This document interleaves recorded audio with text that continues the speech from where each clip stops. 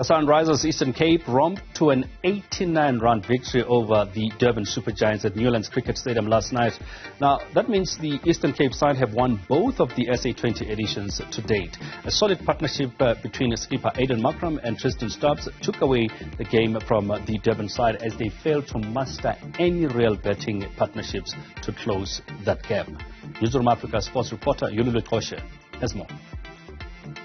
As you see the confetti settling down here at the Newlands Cricket Ground in Cape Town, it is the Sunrisers Eastern Cape walked away with an 89-run victory over the Durban Super Giants, making it a back-to-back final victory and cup victory for the Eastern Cape side. Joining me now to reflect on this game and the tournament at large is sports journalist Kieran Thompson. Kieran, thank you so much for your time. Let's speak about this particular result from the Eastern Cape side. They came into this game with a bit of momentum already from this particular field, having won their playoff game here during the week. How much did that actually do for them in this particular final? Thank you very much for having me. I think getting a feel for playing at Newlands and then also just in a knockout type of environment, I think that definitely helped the Sunrisers Eastern Cape.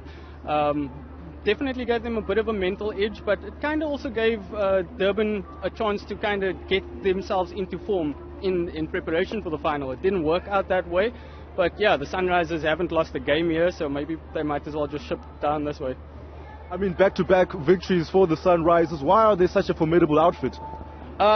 Look, we just sat in the press conference now, and word from the captain himself, Aiden Markram, is that they have this fight about them, and it's infectious throughout the team. It starts from the guy running into bowl, the two guys that go into open, Jordan Herman and David Milan.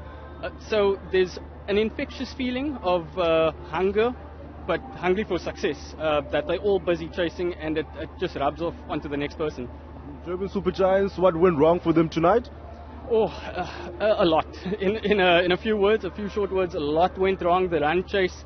I definitely think that Heinrich Klaasen going for a first bowler was a big blow. I mean, he's one of the most destructive batters in the world. So to lose him first ball, chasing a mammoth target of over 200, and they were kind of already behind the required run rate.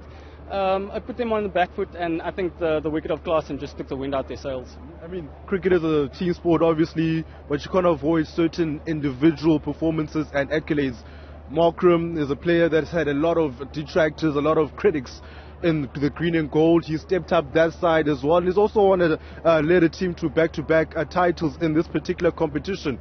What is it about his leadership qualities that always seems to shine through? And right now, his form as well as the leadership qualities. Yeah, look, Aiden Markram's proved a lot of doubters wrong in the last 24 months.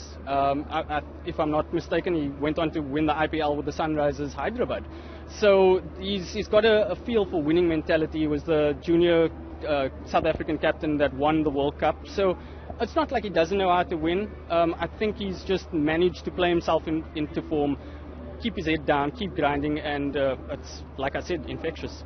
Yeah, I mean, you've watched a lot of the teams here in Cape Town, the Western Cape at large as well, you know, not just the My Cape Town, but also the Paul, this time from Paul, the Paul Rocks as well. Paul Royals, in fact, sorry. Why do you think they haven't really fired in this particular competition this year? Look, the Paul Royals were one of the best teams coming into the playoffs, or as we got closer to the playoffs. I actually expected them to be in the final, along with the Sunrisers Eastern Cape. That's what I was holding thumbs for, but it didn't work out that way. I just think that they got on a bad losing run at the very wrong time. They might have possibly peaked too early, but they showed signs of intent, of the brand of cricket they want to play. But in terms of when it got down to it, they didn't quite show up, which is disappointing. For MI Cape Town, it's much more of the same. Last season, lots of hype, lots of excitement around big name players who didn't quite show up.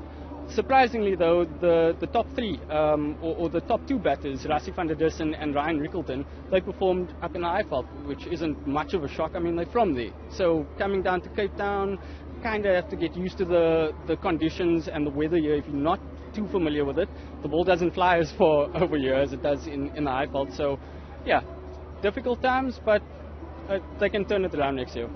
A team that hasn't endured difficult times, of course, are the Sunrisers Eastern Cape. What are the chances of a three-peat next year, Kieran? Oh, I give them every chance. No one gave them a chance last year. They won 3 games to get to the playoffs and ended up winning it. Look at them 12 months down the line. Formidable. I don't see why they can't do it next year again. Thanks so much for your time, Kieran. Really appreciate it. Well, that was, of course, Kieran Thompson speaking to us about the game today, as well as the tournament at large, saying the Sunrise Eastern Cape will value for money for their particular victory, and says it's given them every chance for going 3 in a row, achieving a hat-trick in the 2025 edition of the SA20 League next year. For Newzroom Afrika, channel 405, I am Yolulwe Qoshe at Newlands Cricket Ground in Cape Town.